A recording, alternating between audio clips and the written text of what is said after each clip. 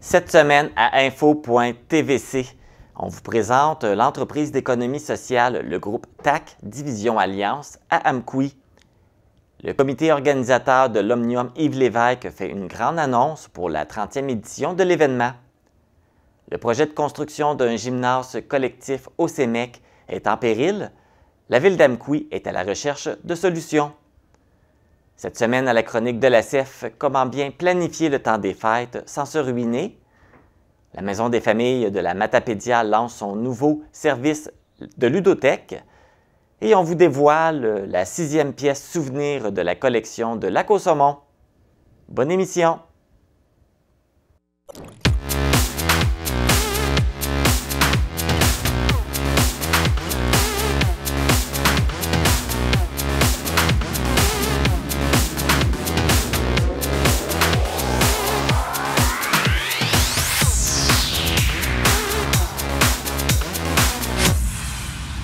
Ici Marc Baudouin, bienvenue à info.tvc, édition du 25 novembre.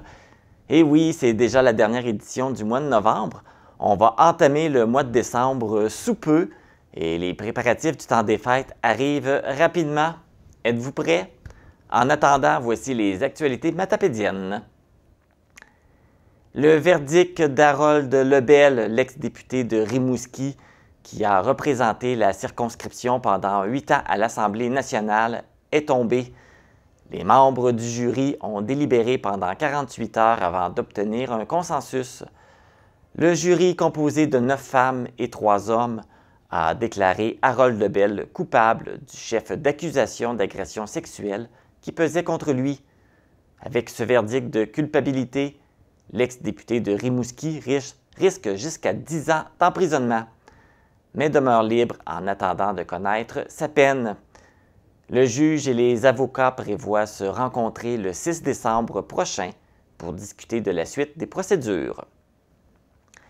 La semaine dernière, on apprenait le décès de l'auteur, compositeur, interprète, comédien et sénateur canadien Jean Lapointe. Il a également consacré sa vie à venir en aide aux personnes aux prises avec un problème d'alcool, avec la création de la Maison Jean Lapointe en 1986. L'artiste bien connu des Québécois a vu le jour au Bas-Saint-Laurent en 1935 dans la municipalité de Price, dans la Métis, et est décédé à Montréal à l'âge de 86 ans.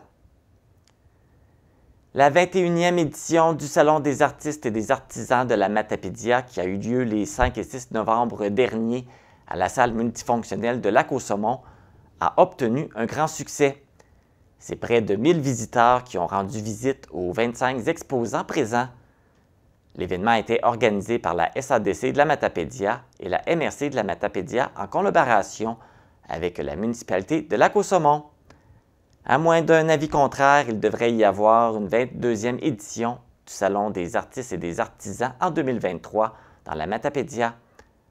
Rappelons que l'événement avait fait relâche les 2 dernières années et qu'en raison de la campagne de vaccination contre la COVID-19, l'événement ne pouvait avoir lieu au centre récréo-culturel d'Amkoui.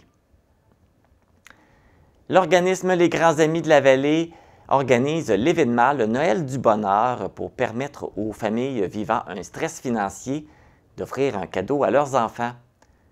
Henrique et Léa Rose sont 2 jeunes de la polyvalente Armand-Saint-Onge d'Amkoui qui s'impliquent dans l'événement cette année.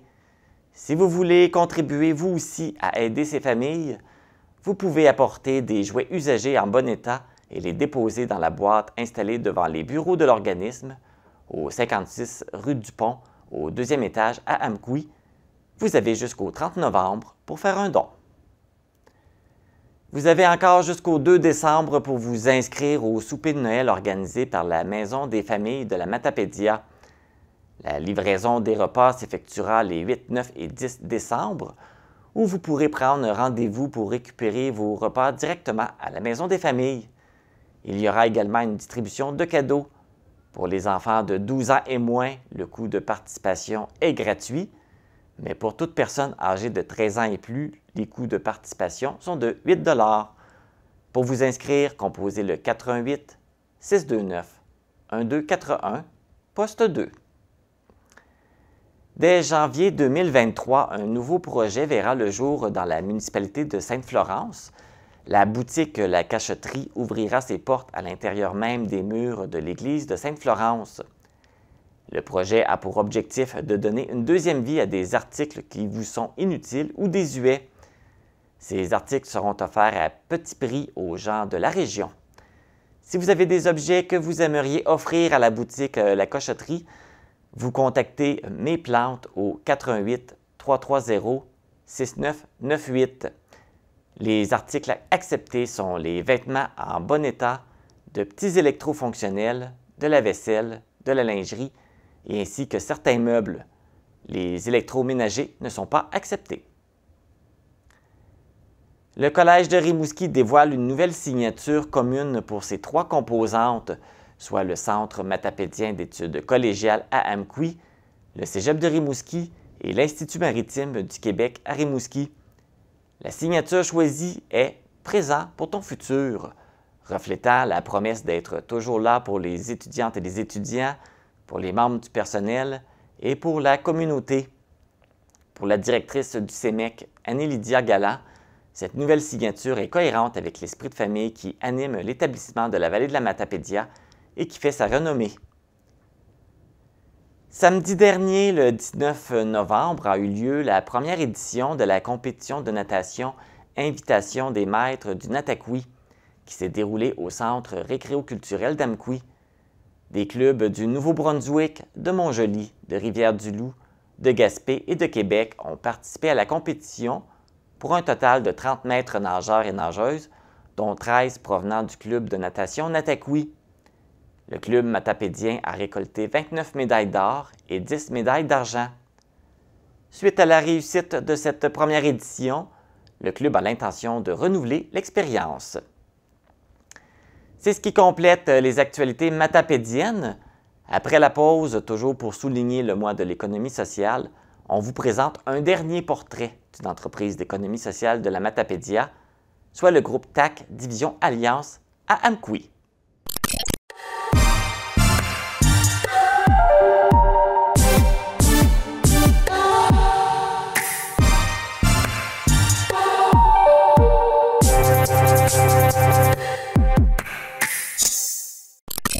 Dans le cadre du mois de l'économie sociale, nous vous présentons quelques portraits d'entreprises d'économie sociale de la Matapédia. Aujourd'hui, je suis à Amqui pour vous présenter le groupe TAC Division Alliance. Je suis en compagnie de Marie-Noëlle Ouellette, qui est directrice des opérations. Marie-Noëlle, bonjour. Bonjour. Ça va bien? Oui, très bien, toi? Merci, ça va très bien. On est ici pour parler du groupe TAC. Qu'est-ce que c'est? C'est quoi la mission? Bien, Groupe TAC est une entreprise de travail adapté. Ici, notre mission d'entreprise est de faire travailler des gens avec des limitations, soit d'handicap physique ou de la santé mentale. Et vous avez la possibilité de faire travailler combien de personnes? À l'année, on fait travailler 147 personnes avec limitation, puis on est 14 employés réguliers pour faire travailler ce beau monde-là. Et c'est quoi le type d'emploi que vous leur faites faire? C'est beaucoup du travail manuel. Nous, ici, on est un centre de reliure et de manutention. Fait qu'on fait tous des petits travaux manuels. Même, on a des opérateurs qui opèrent des équipements. Puis, c'est beaucoup vraiment manuel. La manutention, on va prendre des boîtes, toutes les former. On a des contrats avec Chocolat Favori, qu'on fait des calendriers de l'Avent. Les gens mettent des petits chocolats dans les calendriers. Fait qu'il y a plein de petites choses comme ça qui font qu'ils sont très adroits. Et puis, ils travaillent tous ici dans l'édifice ici? Oui, oui. Fait que sont tous ici présents aujourd'hui? Non? OK. Ils ne travaillent pas tous en même temps? Non, bien, c'est plutôt la période estivale qui est notre grosse saison. Fait que l'été, ici, c'est une fourmilière. Là. OK. Et puis, ça existe depuis combien de temps, le groupe TAC? Bien, ici, comme entreprise adaptée, c'est depuis 1981. Puis, on est devenu un relieur en 91. Maintenant, avec Groupe TAC, c'est depuis avril 2021 qu'on est fusionné avec Groupe TAC à Québec. Fait que nous, ici, c'est Groupe TAC Division Alliance. Parce qu'avant, ça s'appelait Alliance? Impression Alliance 9000. Okay. Et pourquoi c'est quoi qui a fait que ça a changé? C'est le changement de direction? Bien, on cherchait une façon aussi pour garder la pérennité de l'entreprise, parce que aussi, nous, on est dans relieux, fait que le papier, fait que c'est en diminution. Fait qu'en fusionnant deux entreprises adaptées, comme Québec est en ville, fait qu'il nous fournit des nouveaux contrats que nous, on n'avait pas accès auparavant. Maintenant, bien, on ne fait pas juste de reliure, parce que nous, on est un sous-traitant, un des premiers relieurs au Québec quand même. Mais pour avoir du travail à l'année, bien, avec Groupe TAC Québec, ça nous amène d'autres contrats, puis d'autres travails, entre autres de la fabrication des raquettes à neige, que nous ici, à Amqui, on fabrique le harnais. À Québec, font le reste de la raquette, puis on vend pour des compagnies comme Costco, Decathlon. C'est quand même intéressant. Très, très, très. Ça fait une belle expérience pour ces gens-là. Oui, beaucoup. Ils ont une belle expertise. Je peux vous dire qu'ils sont très, très bons. Comme vous êtes une entreprise d'économie sociale, ça veut dire qu'il y a combien de membres, d'employés, d'administrateurs? Mais le CA, le CA est à Québec. Fait que nous, on a un représentant ici de la région qui est sur le comité à Québec. Je ne peux pas dire combien ils sont. Vous avez au moins un administrateur à Québec là, qui connaît la réalité. Qui nous représente, oui. Ah, oui, oui. Bien, Marie-Noëlle, merci beaucoup de nous avoir fait connaître le groupe TAC. Merci, ça a fait plaisir. Et bonne continuité. Merci beaucoup. Pour avoir plus d'informations sur les activités du groupe TAC Division Alliance, vous pouvez consulter le site web au groupetac.com ou la page Facebook Groupe TAC. C'est le moment de la Minute de l'humour avec... Que dit une noisette qui tombe à l'eau? Je me noie.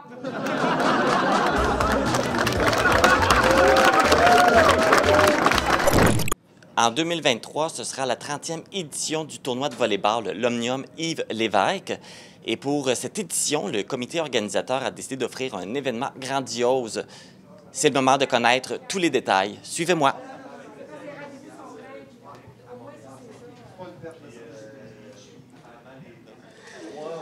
Je suis en compagnie de Jessie Pilote, présidente, et Jonathan Couturier, qui est vice-président. Bonjour à vous deux. Bonjour. Donc, on est ici pour parler de l'Omnium Yves Lévesque, qui va vivre sa 30e édition en 2023. Alors, vous avez fait une conférence de presse pour annoncer des nouveautés pour cette édition spéciale. Quelles sont-elles? Dans le fond, en gros, cette année, on va avoir deux spectacles. Donc, au lieu d'avoir juste le samedi, maintenant, on ajoute le vendredi soir. On va avoir les trois accords sur scène le vendredi soir à 22h. Et le samedi, nous allons avoir Tone Call qui va être sur scène aussi le samedi soir. Donc, deux beaux grands spectacles que vous allez présenter cette année. Et l'objectif des participants, combien d'équipes vous voulez obtenir? Cette année, on vise un 140 équipes. Normalement, on tourne autour de 120. Ça dépend des partenaires puis de tout le monde qui va s'impliquer avec nous. Mais normalement, on essaie de viser un 140 équipes. Donc, élargir un petit peu le nombre de terrains disponibles en allant chercher des petites collaborations avec certains endroits. Est-ce que là, les inscriptions sont commencées? Ça va débuter ce soir, les inscriptions, là, autour de 18h. On va mettre le lien sur notre page Facebook pour justement que les gens puissent déjà s'inscrire. Normalement, on s'inscrit autour de février, mais là, on a dit, tiens, avec la grosse annonce, on starte ça tout de suite. Puis dans les années précédentes, combien d'équipes vous receviez? L'année dernière... 122. 122, c'est ça que j'avais en tête. 122 équipes l'année dernière. Notre plus grosse année, ça aurait été l'année de la COVID, malheureusement. Mais on aurait eu un 126 équipes, je crois, à cette édition-là de 2020 qui a été malheureusement annulée. Et en général, les équipes viennent d'un peu partout? Oui, ça vient de autant Gatineau, Gaspé, Île-de-Madeleine, Nouveau-Brunswick. On a des équipes vraiment de partout, de la Côte-Nord, Saguenay. Toutes les régions du Québec sont bien représentées. Ce qui est beau dans le tournoi aussi, c'est qu'on a à peu près une vingtaine d'équipes de la région. Donc, on a fait une étude de marché là-dessus. Donc, on a une centaine d'équipes qui proviennent de l'extérieur. Donc, c'est de la nouvelle argent injecté là, dans la vallée de la Matapédia dans cette fin de semaine-là. Donc, c'est bon pour les partenaires. Justement, qui sont vos partenaires là, pour cette 30e édition? On a la Caisse Desjardins Vallée de la Matapédia qui est notre partenaire majeur depuis l'an dernier. Il n'y a pas beaucoup de gens de signer encore. Il y a la Ville d'Amqui qui est super partenaire pour tout ce qui est logistique et tout ça, là, près de soit infrastructure ou de ressources. Mais sinon, là, pour le moment, on n'a pas d'autres partenaires de signer. On a la bourse, on a la MRC, la bourse projet jeunesse là, qui s'implique cette année avec nous là-dedans. Donc, ils vont être présentateurs là, sûrement du samedi soir. Donc, on va calmer ça. Mais c'est déjà calmé l'entente, c'est juste de la visibilité qui est à Cannes. Et vous avez aussi la ville d'Amqui? Oui, exact. C'est ça, la ville qui est toute infrastructure, ressources humaines aussi, qui nous prête des bras pour organiser le tout. Et à quel moment ça va se passer, l'Omnium Yves Lévesque? Ça va être du 19 au 21 mai 2023. Et à quel endroit? Ça va être sur dans presque toutes les villes de la région, en fait. Là, on va avoir des plateaux à Cozap ou Lac-aux-Saumons, Amqui, Valbriand, Sébec, Saint-Léon. Fait que partout, on est bien étendu partout.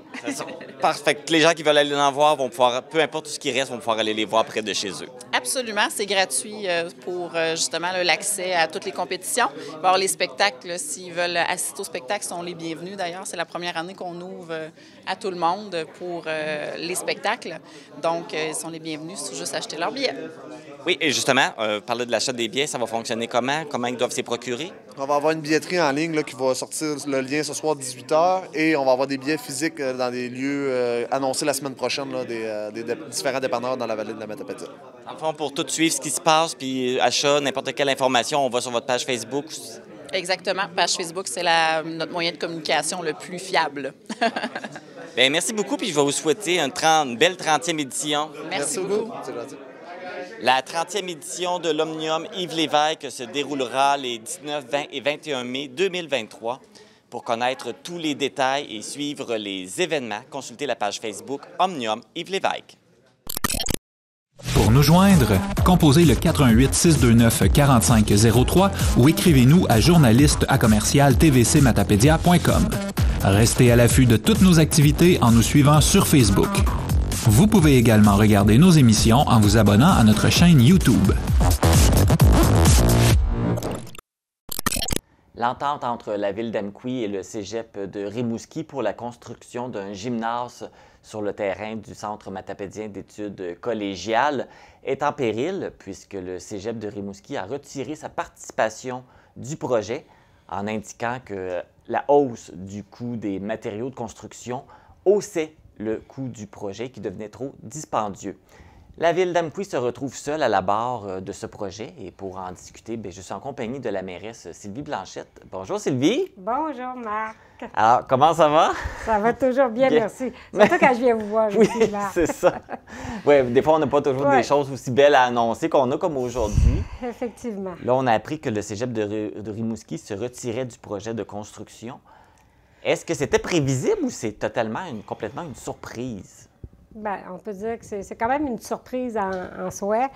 C'est sûr qu'on avait déjà eu des discussions dans le passé. Tu sais, si on se rappelle, là, on pourrait peut-être faire un petit peu l'historique du dépôt pour ce projet-là, qui était le cégep de Rimouski, est venu voir la ville d'Amqui avec un projet de gymnase collectif. Alors, dans un premier temps, la ville d'Amqui, c'était dans les années 2019. Premier dépôt de projet, on n'avait pas embarqué tout de suite. Ensuite, ils sont revenus. Et avec le cégep qui était venu nous présenter le projet avec les plans. Et aussi, on parlait que c'était un projet qui serait à coût nul pour les payeurs de taxes, les citoyens d'Amqui. Alors, on a trouvé quand même le projet à ce moment-là qui devenait très intéressant. Alors, c'est ça. Donc, les coûts ont été analysés à ce moment-là, donc en fin année 2019. Le projet a été déposé au PAFIR, qui est le programme d'aide financière pour les infrastructures récréatives et sportives. Donc, le projet a été déposé en février 2020. Et ça a été juste en mai 2021 que l'annonce a été faite. Okay. Ça veut dire que déjà là, 2019, l'étude du projet, 2020, début, le dépôt, puis 2021, un an après, à ce moment-là, on sait que le projet est accepté. Alors, on sait aussi que 2021, on était en plein ça, là. Hein? On va quasiment plus dire le mot COVID, mais c'est ça. On était en pleine pandémie. Alors, bon, il n'était pas question de regarder pour faire le projet à ce moment-là, 2021. Fait que là, on a avancé. Et c'est ça, là, on a commencé après ça à regarder bien, les coûts du projet 2022. Et garde, il est arrivé la même chose pour le projet du gymnase collectif, comme pour notre projet aussi qui avait été accepté à la Ville d'Amqui, qui est le projet pour le carrefour sportif, le réaménagement de la cour du carrefour sportif, qui aussi a été accepté, mais que lui aussi, les coûts ont explosé. Alors, c'est ce qui fait qu'avec une réétude des coûts, parce que ce qu'il faut dire aussi, Marc, ici, c'est que le programme, le PAFIR, c'est que c'est un programme qui est fait en sorte que quand tu déposes, c'est les coûts au moment du dépôt du projet. Et c'est gelé là. Et si ça monte après, eux autres, ça change Ça rien. monte pas. Il y a d'autres programmes au niveau des gouvernements que tu vas déposer, mais que ça va être au coût réel du projet, que la subvention. Fait que dans ce cas ici, le PAFIR, c'est une subvention de 66,6 %. Donc... mais du coût proposé la première fois. Du coût proposé la première fois. Pas avec les augmentations. C'est ça. Fait que si on regarde juste pour le gymnase collectif, qu'au moment du dépôt du projet, OK, c'était un coût de 3 305 000. Donc, là, puis de 3 305 000, il y avait quand même 1 million qui ne faisait pas partie des coûts du projet parce que c'était le cégep de Rimouski qui investissait cette partie-là, qui était au niveau de le réaménagement de la cour et tout. Ça, c'était le cégep qui payait ça, fait que c'était pas. Le dernier million, il était payé par le cégep. Bon, ce million-là était payé par le cégep. Là, on a déposé dans le PAFIR, 3 305 000. Donc, on a été accepté pour 2 200 000 qui a été accepté. Bon, bien là, le 3 305 000, aujourd'hui, c'est presque 50 % de plus. Oh, quand OK? même. Hein? Fait que, donc, 3 millions, fait juste rajouter 50 % là. Puis là c'est plus que ça, mais fait que 3 305 000, rajoute 1 600 000, on est rendu à 5 millions le coût du projet. Mais la subvention de 2 200 000, elle ne bouge pas, elle. Vous l'avez toujours. Ça veut dire que, bien, je veux dire, on l'a toujours, mais elle ne bouge pas sur le coût réel du projet. Fait que c'est plus 66 % qu'on a de subvention. C'est à peu près 40 % là, que ça tombe, une subvention à peu près à 40 %. Fait que de ça, fait que tout le 60 % qui manque, bien, regarde, c'est le cégep qui devait en mettre, c'est les citoyens d'Amqui. Puis ça, comme je te disais, c'est en plus du million qui n'avait pas été mis dans le projet. Okay. Fait que c'est devenu à ce moment-là un coût pour le projet du gymnase collectif. Ça a explosé avec les coûts du départ. Mais avant que le cégep de Rimouski se retire du projet, est-ce qu'il y avait des démarches qui avaient été faites pour essayer de trouver des solutions? Il y a des démarches qui ont été faites. D'abord, on a eu des rencontres avec le président du cégep, avec le directeur. Ensuite, le cégep même, il avait fait une rencontre au mois d'août, je crois au début du mois d'août, pour essayer d'avoir des partenaires du milieu. OK? Fait qu'ils avaient invité quand même les gens du milieu pour voir s'il y en a qui étaient intéressés, pour être un partenaire eux aussi. Fait qu'il y avait une rencontre directement au CEMEC ici à Amqui. C'était un mercredi soir, parce que je me souviens, j'avais une réunion de la MRC, j'avais été obligée de quitter plus tôt. Mais, fait qu'il y avait cette rencontre-là, il y avait peut-être une vingtaine de personnes, là. Mais c'est ça, ça n'a pas débouché, là, je dirais, à quelque chose par la suite. Fait que c'est ce qui a fait que... qui ont débarqué. Avec le cégep d'Igarde, avec les coûts qui ont augmenté, qui ont explosé, aussi avec les coûts d'opération aussi, qui seraient beaucoup plus onéreux, bien, ça ne rentrait plus du tout dans le budget du cégep. Fait que là, la Ville, en se retrouvant tout seul dans ce projet-là, est-ce qu'il y a une possibilité que la Ville assume ça ou c'est comme impensable, ça va vous prendre d'autres partenaires? Bien, que la Ville assume seule, regarde, je ne laisserai pas, je ne ferai pas à croire des choses que c'est impensable. La Ville ne peut pas, parce que, encore là, on se rappelle, ce que j'ai dit au début, c'est que la Ville avait déposé aussi dans un autre projet qui, en fin de compte, subit le même problème qu'au niveau du gymnase collectif. quand on a déposé dans le projet pour notre la cour du Carrefour sportif, le réaménagement de la cour du Carrefour sportif, encore là, c'est un projet de 1 650 000. Bon, on avait une subvention de 66 % qui est 1 100 000. Mais ça aussi, ça l'a augmenté, là, fait que c'est plus 1 646 000. Fait qu'on est rendu au-delà de 2 600 000 ou 2 millions. Puis encore là, c'est qu'on est juste à remettre à jour nos chiffres. Fait qu'à chaque fois, là, ça augmente.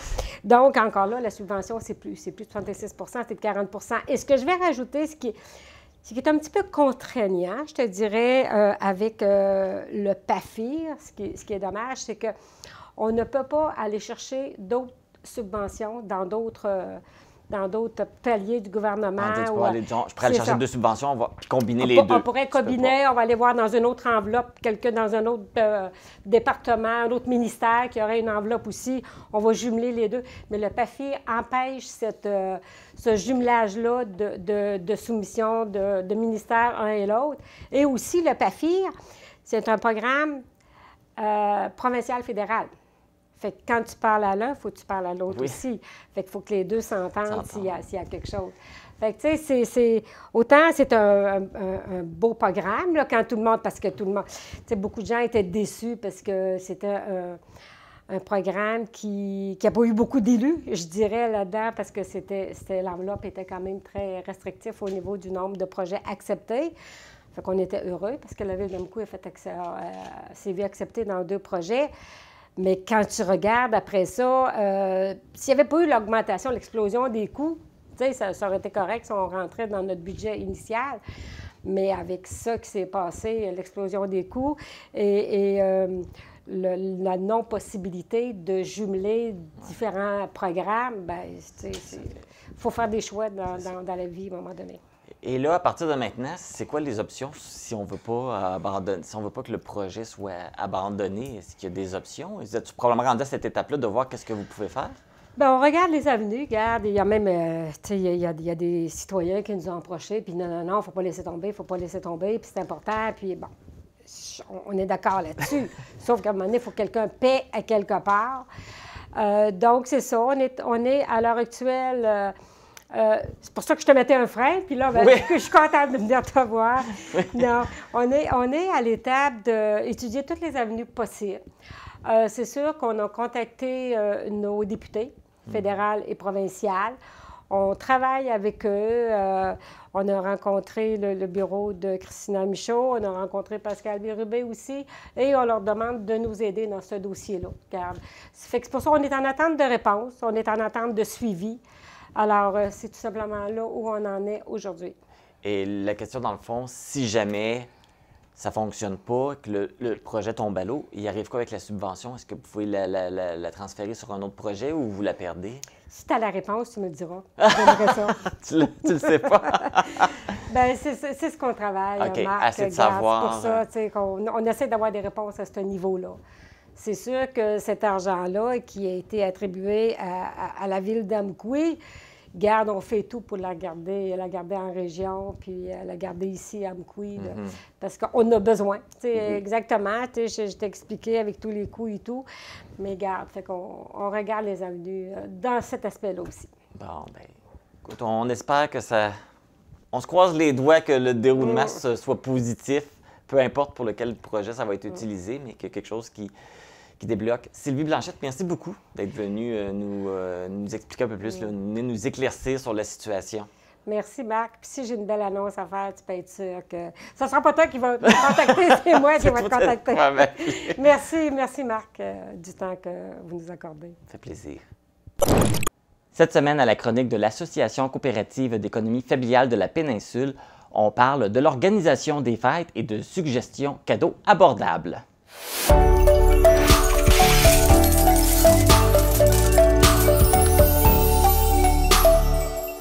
Je suis en compagnie de la directrice de l'ESSEF, Hélène Guilbeault. Bonjour Hélène! Bonjour! Comment ça va? Très bien. Alors, aujourd'hui, on parle de Noël parce qu'on le sait, ça s'en vient à grands pas. Même très vite. Si on n'est pas encore tout à fait dans l'ambiance, ça s'en vient.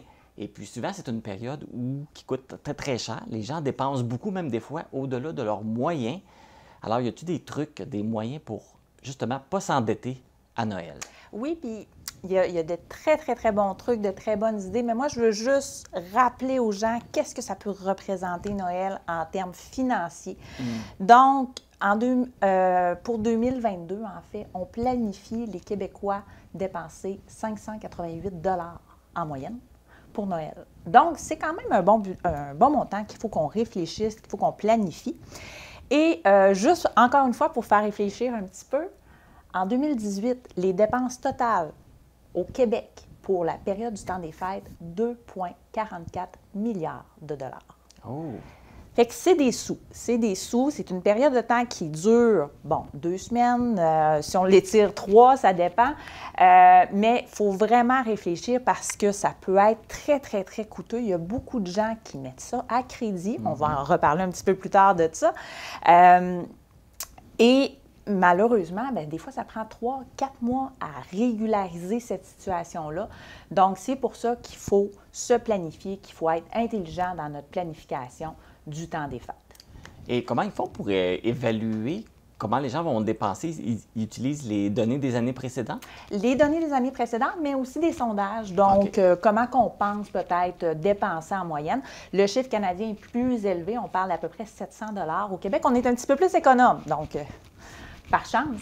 Mais toujours est-il que c'est quand même des bons montants là, qu'on doit réfléchir, qu'on doit penser. Et il y a des bons trucs vraiment pour économiser durant la période des fêtes. Donc, c'est avant tout, là, quand on va magasiner, que ce soit aller faire une épicerie, que ce soit, peu importe qu'est-ce qu'on fait, on se planifie. On se fait une liste. Oui. Donc, ma tante Ginette, elle veut des bas. Mon oncle Renaud, il veut des pantoufles. Et on se fie à cette liste-là. On se fait souvent avoir avec, justement, des périodes spécifiques au courant de l'année. Bon, là, on a le Black Friday qui s'en vient. Donc, on va en profiter parce qu'il y a des beaux rabais ou que, c'est peut-être des faux rabais aussi des fois, mais on va acheter quelque chose, puis peut-être le mettre de côté, le mettre en oubli, et quand on va aller faire vraiment nos achats du temps des fêtes, bien là, on rachète en double ou on rachète un autre cadeau pour une autre personne. Donc, vraiment, c'est très, très, très important de faire sa liste et de respecter ce qu'on a prévu, en fait, de pouvoir donner. Tu apportes ce point-là, puis il y a un autre événement qui suit Noël, qui est le Boxing Day, qui des fois nous fait dépenser encore plus. Oui, c'est ça. Parce que là, on achète nos cadeaux, on les donne. Là, il y a des spéciaux d'après Noël. Ah, je vais retourner magasiner. Fait que ça l'aide pas non plus là, à amener les gens à dépenser encore plus. Effectivement, puis on n'y pense pas. On pense souvent que c'est des offres alléchantes, que c'est des offres qui sont très agressives. Mais faut pas se le cacher, là. Les commerçants sont là pour faire de l'argent, sont là pour vendre des produits, sont là pour écouler des produits aussi. Donc, c'est rare qu'ils vont perdre de l'argent là, avec tout ça. Donc, il faut en prendre bonne note là, que les produits qui sont vendus, bien, sont vendus quand même avec une certaine cote de profit, même si on dit qu'il y a une grosse étiquette rouge dessus. Hein? Oui, c'est ça. Surtout si on n'en a pas besoin, bien, même si c'est moins cher. S'il n'est pas marqué sur la liste, là, ça ne sert à rien de l'acheter. Puis d'en revenir sur la liste, oui, c'est bien de se faire une liste, mais peut-être ne pas attendre à la dernière minute. Il y en a beaucoup qui attendent dans les derniers jours pour aller magasiner. Donc là, ils n'ont pas le temps de faire des comparatifs entre les différents magasins. Donc là, ça me le prend tout de suite. Je prends le premier où je trouve, peu importe le prix. Fait que ça l'aide pas non plus d'attendre à la dernière minute. Effectivement. En fait, Noël se planifie à partir du mois de janvier. Donc, on devrait déjà penser en janvier d'acheter un cadeau à gauche, à droite, pour justement pas avoir un mois impacté d'une valeur de 500 $, on l'a dit tout à l'heure, qui vient quand même très, très lourd sur le budget. Et ça, c'est sans compter l'alimentation aussi, hein, parce que là, on reçoit dans la période des fêtes, donc des grandes tablées, des gros repas, puis je sais pas, là, mais en tout cas, moi, j'ai toujours mangé des restes de Noël pendant 4 semaines après Noël. On pourrait-tu essayer de pas manger de restes cette fois-ci et faire la quantité qu'on a de besoin? Donc, si on est 4 à la table, on fait une tourtière, un pâté à la viande. On n'en fait pas 5, là, ça ne sert à rien d'en faire trop. Même chose pour les biscuits de Noël. Hein? On a tendance à en faire. Réduisez donc la portion, la recette en 2. Faites des plus petits morceaux, ça va être bien pour le budget, mais aussi pour la ligne. Hein? On n'aime pas ça après le temps des fêtes, on a toujours plein de résolutions. Donc, Faire de l'exercice et perdre du poids. Exactement. Donc, voilà. Et aussi, bien, pour ceux qui ont des jeunes enfants, moi, mes plus beaux souvenirs d'enfance, puis je suis sûre, c'est ton cas aussi, Marc. Je me souviens, à un moment donné, il y a une de mes tantes qui m'avait acheté la grosse patente, le gros avion téléguidé, là, toi, là. Ça n'avait pas de bon sens. Ça avait dû écouter les yeux de la tête. Mais la petite Hélène de 4 ans, qu'est-ce qu'elle a fait? Elle a joué avec la boîte. Elle n'a pas joué avec l'avion. Ou à jouer avec l'avion une journée, puis le lendemain, c'était fini. C'est ça. Donc, des fois, c'est des petites choses comme ça. Ça ne sert à rien de dépenser trop pour des enfants, alors que souvent, c'est des petites choses qui peuvent les amuser. Que ce soit des boîtes vides, que ce soit des fois des petits jouets en plastique qui font un quick, ou peu importe. Donc, pour les enfants, soyez intelligents dans vos achats. Voyez à faire des investissements durables pour les jouets qu'on peut acheter aux enfants. Et encore mieux, une belle solution qui pourrait être intéressante justement pour des jeunes enfants, au lieu d'investir dans le 75e toutou ou ourson, bien, pourquoi pas investir dans un régime d'épargne étude? C'est incroyable pour un grand-parent qui peut offrir ça à son enfant. Et en plus, on a une bonification instantanée de 30 qui s'ajoute à toute cotisation qu'on peut faire durant l'année. Mais là, j'entends du monde qui nous disent « Ouais, mais ça, si l'enfant, il a 7-8 ans, c'est plate de donner ça. » Tous les cadeaux sont bons. Tous les cadeaux sont bons. En réalité, il faut juste pouvoir trouver vraiment qu'est-ce qu'il veut, l'enfant. Est-ce que c'est nécessairement déballer des choses ou est-ce que c'est d'avoir un cadeau concret? Hein? Souvent, c'est juste de déballer des choses qui est intéressant pour un enfant. Ça n'empêche pas d'acheter un petit cadeau, un petit bonbon qui va déballer, qui va venir avec son investissement qui va l'aider plus tard. Fait que là, on parlait de faire la liste pour les cadeaux, mais faire la liste aussi pour l'épicerie, justement qu'on puisse évaluer qu'est-ce qu'on a besoin, combien de personnes vont manger et tout. Les décorations de Noël aussi, parce qu'il y a beaucoup de dépenses qui se font pour les décorations de Noël. On passe dans les rues, des maisons qui sont décorées, c'est fou, c'est incroyable, mais c'est beaucoup d'argent, toutes ces dépenses-là. Et en plus, quand il y a beaucoup de lumière, c'est beaucoup d'électricité aussi. Exactement. Beaucoup d'électricité, beaucoup d'argent. Et souvent, on se fait avoir, hein, parce qu'il y a des choses qui sont cachées dans le fin fond du grenier. Et ce qui est génial présentement, c'est que le vintage et même le kitsch revient à la mode. Donc, pourquoi ne pas ressortir des fois des vieilles décorations qui datent, des décorations de maman, grand-maman, qui peuvent dater, oui, mais qui peuvent être réutilisées encore. On s'entend, c'est utilisé juste une fois par année. Là, hein?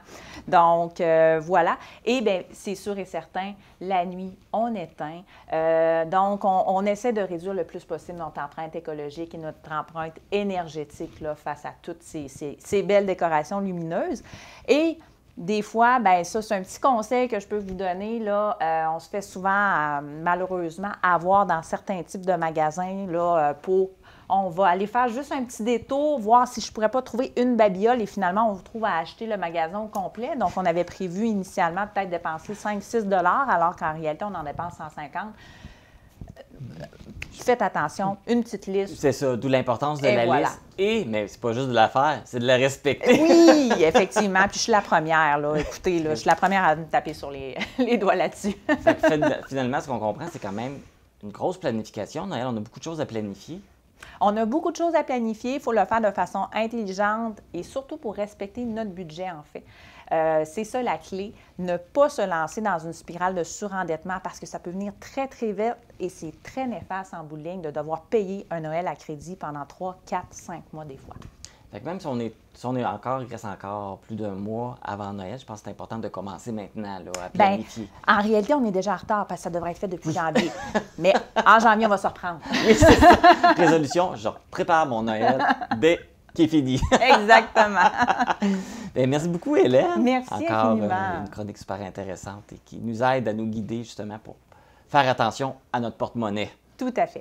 Et puis, on va se revoir pour une autre chronique après les fêtes où on va parler justement de la gestion du crédit après les fêtes. Oui, parce que si vous n'avez pas écouté les conseils aujourd'hui, bien c'est sûr qu'il va falloir regarder un petit peu notre crédit après les fêtes. Oui, on va vous dire comment gérer tout ça après. Donc, nous, on va se revoir seulement que l'année prochaine. Eh bien oui. Ça va peut-être tôt, mais je vais quand même te souhaiter un beau temps des fêtes. Pareillement. Et à une belle année 2023. Merci.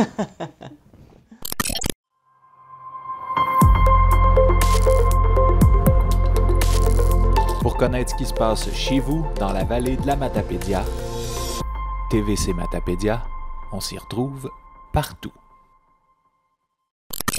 C'est la journée porte ouverte pour présenter le nouveau service de la ludothèque À toi de jouer à la Maison des familles de la Matapédia à Amkoui. Pour nous parler de cette réalisation, je vais être en compagnie de Lisa Marie Gagné, qui est la directrice, Cynthia Desbiens, qui est agente de développement des services à la famille, et Craig Dion de Desjardins. Je suis en compagnie de Cynthia Desbiens et Lisa Marie Gagné. Bonjour les filles. Bonjour. Donc aujourd'hui, c'est la porte ouverte de la ludothèque. Pouvez-vous nous expliquer qu'est-ce que c'est que la ludothèque?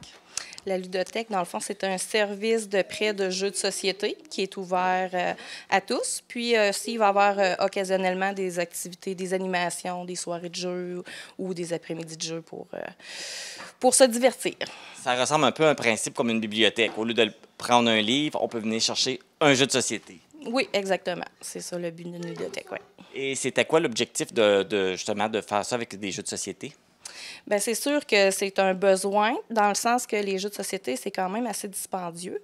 Donc, c'est pratique d'avoir un service qui nous permet d'essayer un jeu. Donc, si on l'aime vraiment, bien, après ça, c'est possible de l'acheter. Puis, ça a été apporté dans le cadre d'un projet sur la persévérance scolaire, le prix Fondation Desjardins. On a monté un projet que les jeunes nous aidaient à monter une ludothèque, puis ensuite, bien, ils nous aidaient à continuer avec la mise en service, puis assurer la continuité, là.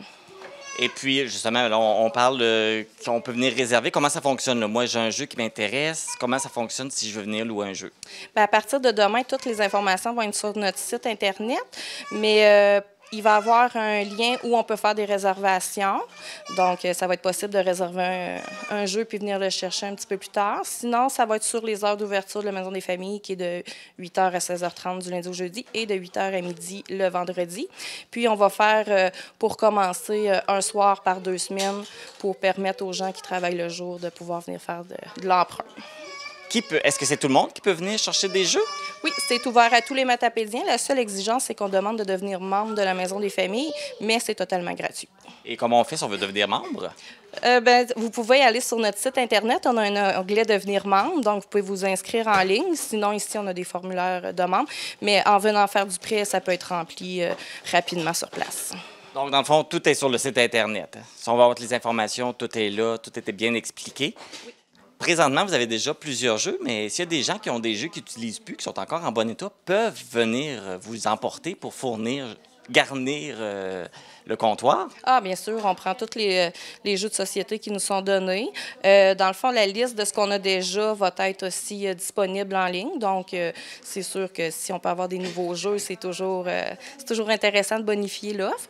Puis, les gens peuvent venir les porter sur nos heures d'ouverture ou peuvent communiquer avec moi au 629-1241 poste 3. Puis, on peut prendre entente pour la récupération des jeux. Donc, la ludothèque, elle existe maintenant grâce à des partenaires et du financement? Oui, comme je disais tantôt, c'est un projet qui avait été monté dans le cadre du prix Fondation Desjardins. Donc, on a été un projet qui a été retenu l'an passé, en 2021, pour ce prix-là. Puis, dans le fond, c'est les caisses Desjardins qui nous ont offert, qui nous ont octroyé un 3 000 $ pour avoir cette belle ludothèque-là. On a justement... Je m'excuse si je t'arrête parce qu'on a justement Desjardins qui est ici. Bonjour. Bonjour tout d'abord. Hey, bravo Cynthia. Super beau travail. Honnêtement, la Fondation Desjardins, ce qui est important à comprendre, c'est que le projet est soumis et est voté par l'ensemble des membres des Jardins. Fait que au tout début de l'année, on envoie des courriels à tous nos partenaires, le conseil d'administration, les employés votent. On envoie ça au Bas-Saint-Laurent au complet. Fait que c'est vraiment une voix de tous les membres des Jardins. Fait que c'est ça qui est super intéressant. Et moi, j'en ai en masse de jeux à vous donner. Fait que je vais vous en amener. Fait que bravo encore une fois pour votre excellent travail. Pourquoi c'est important à Desjardins de soutenir un projet comme celui-là? Bien, vous comprendrez que la jeunesse, c'est notre futur. Et Desjardins est super engagé pour la jeunesse et c'est directement vers la persévérance scolaire. Et c'est un des mandats de la Maison des familles. Donc, pour encourager justement la Maison des familles à continuer leur mission. Tout à fait. Bien, merci beaucoup. Merci. Merci à vous. Et puis, ben oui. Ben, je voudrais juste pas oublier de remercier les jeunes qui ont participé avec nous, qui nous ont aidés à tout monter ça, préparer les jeux, les déballer. Ça a été beaucoup, beaucoup de travail. Puis une chance que j'ai eu leur support. Donc, je les remercie beaucoup. Puis en plus, ils vont continuer à être présents en venant faire du prêt un soir par 2 semaines. Puis aussi venir lorsqu'il va y avoir des activités de jeux de société en groupe, là. En fait, je vais profiter de la présence de Lisa Marie, qui est la nouvelle directrice. Alors, félicitations pour ton nouveau poste. Bien, merci beaucoup. Je suis vraiment heureuse d'avoir été nominée au poste de direction de la Maison des familles. C'est tellement un organisme, une mission qui me tient à cœur. Puis, on va faire des belles choses. Puis moi, je voulais surtout remercier là, Cynthia, notre agente de développement, d'avoir fait un si beau projet là, pour justement ouvert à tout le monde, là.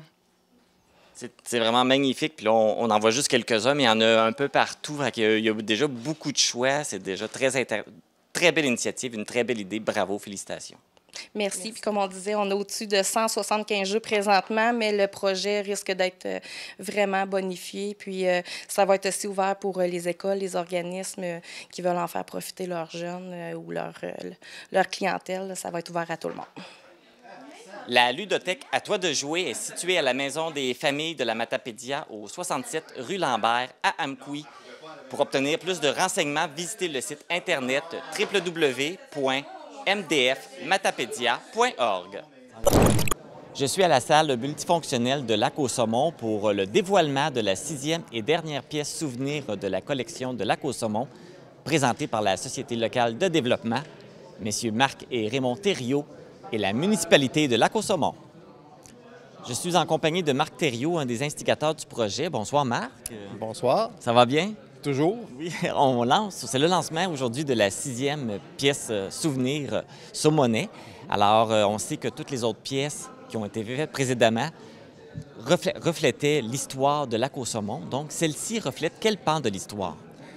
Celle-ci, par contraste avec les années passées, où est-ce qu'on avait un bâtiment en particulier, elle représente justement une époque. L'âge d'or industriel de Lac-au-Saumon et par ricochet de la Matapédia, c'est-à-dire l'époque des moulins. La grande époque des moulins à scie, où est-ce que la majorité de la population tirait une bonne partie de ses revenus de l'industrie forestière et de l'industrie du sciage, pour parler de Lac-au-Saumon. Et puis, comment c'est représenté? Parce que c'est quand même beaucoup. Comment c'est représenté, ça, sur la pièce? Bon, sur la pièce, par différents symboles. Bien, premièrement, cette année, c'est la première année qu'on mettait, si on veut, un fond panoramique.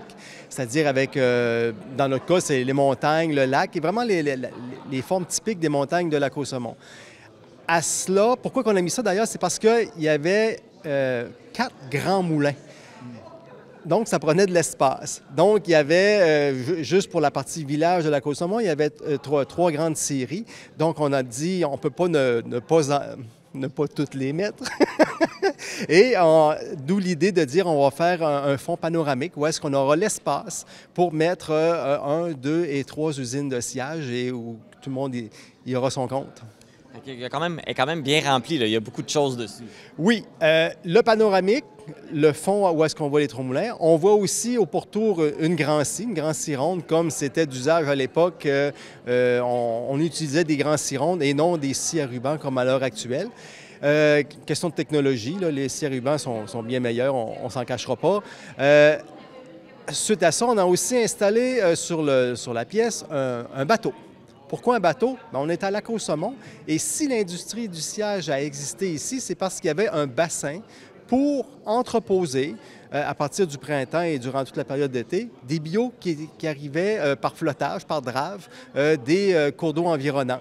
Et Lac-au-Saumon était un endroit tout désigné pour ça, et où est-ce qu'il y avait de l'espace suffisamment pour mettre toutes les estacades avec les bio des différentes compagnies. Et pour amener ces bio aux différentes usines, bien, ça prenait des bateaux.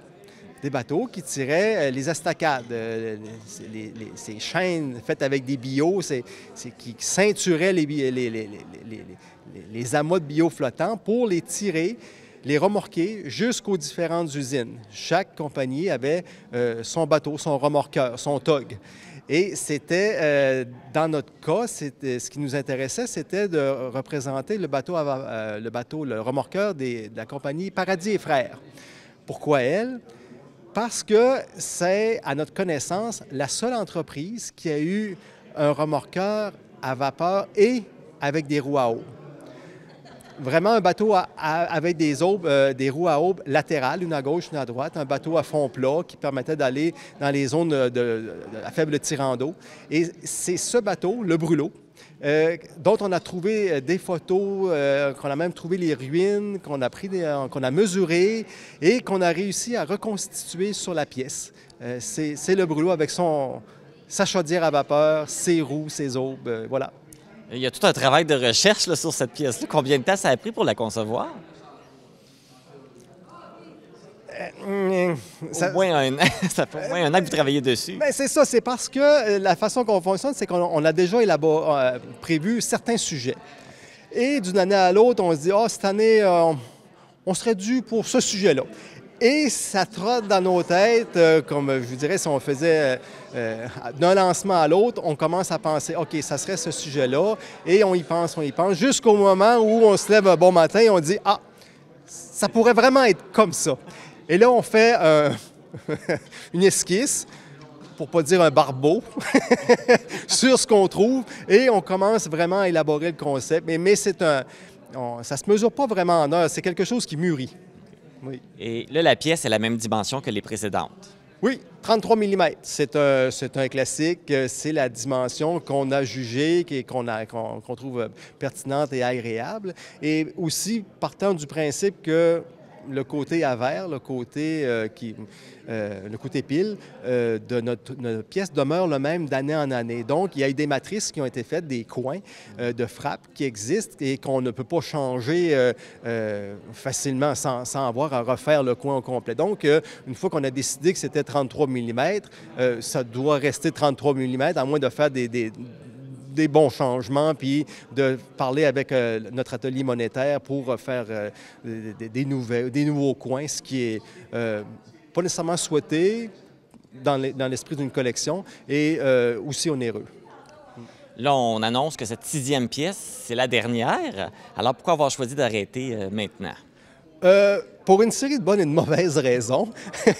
Mais principalement, c'est qu'on voulait faire une pause et comme aussi bêtement que nos écrins ont les écrins qu'on utilise pour présenter les pièces ont 3 espaces.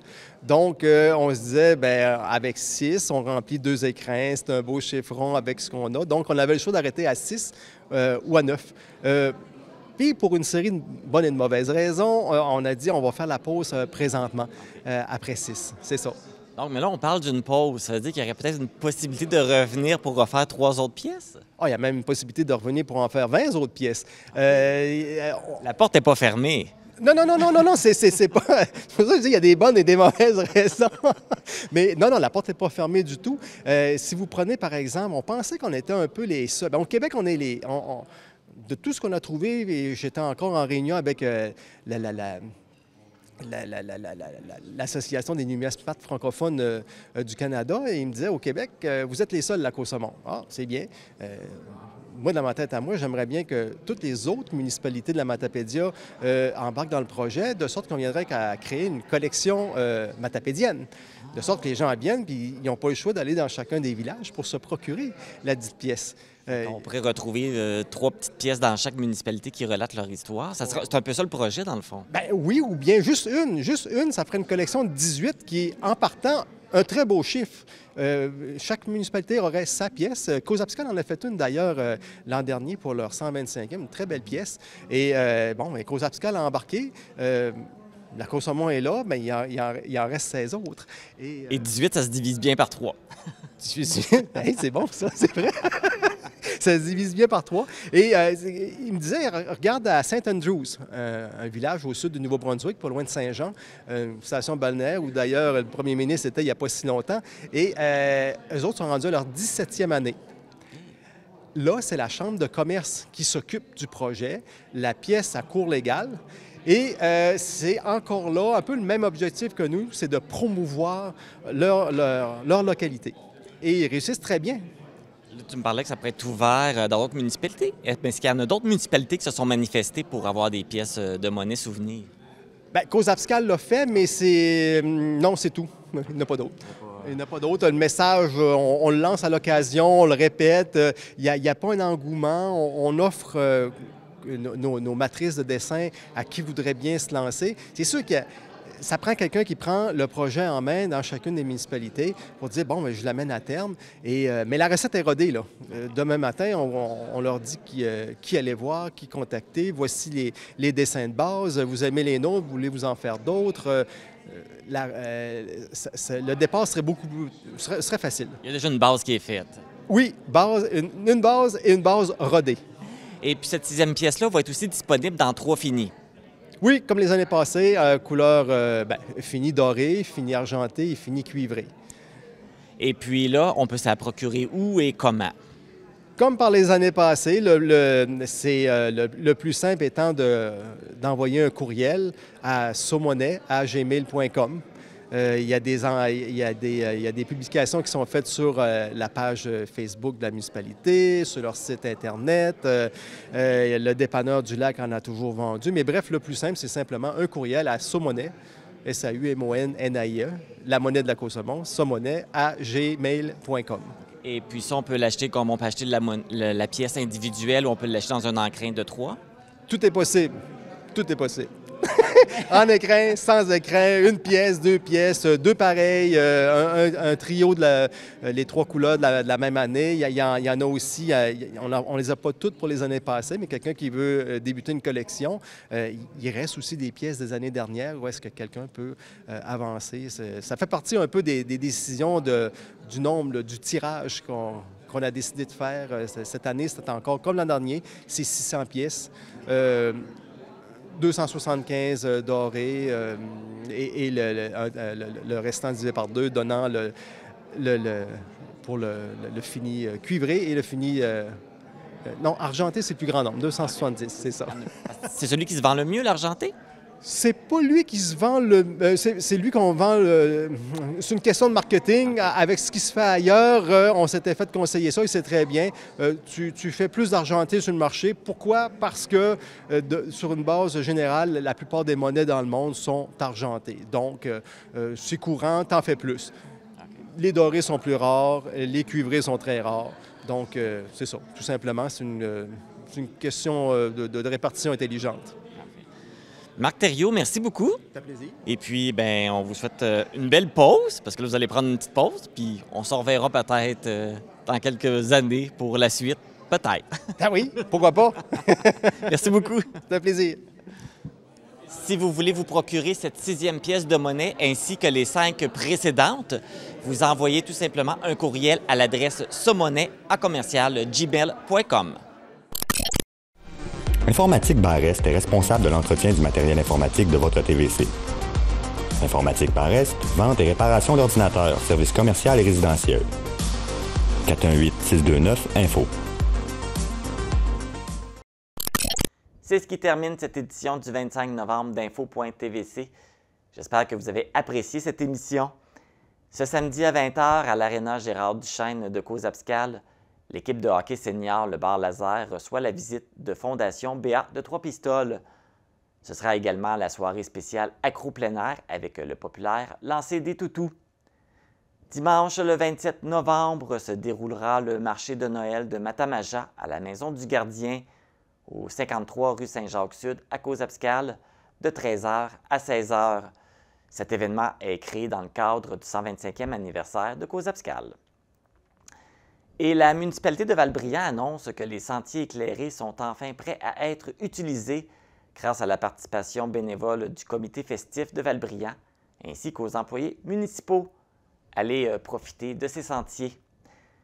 Les vêtements que je porte sont une gracieuseté de la boutique Passion Mode située à Cozapscal. Ne manquez pas le télébingo ce dimanche à 12h30. Les cartes à jouer sont de couleur brune. Merci d'avoir été à l'écoute. Pour ma part, je vous retrouve mardi pour une édition d'Info.tvc Express, spéciale entreprise d'économie sociale de la Matapédia, et vendredi pour une autre édition d'Info.tvc. Bonne semaine!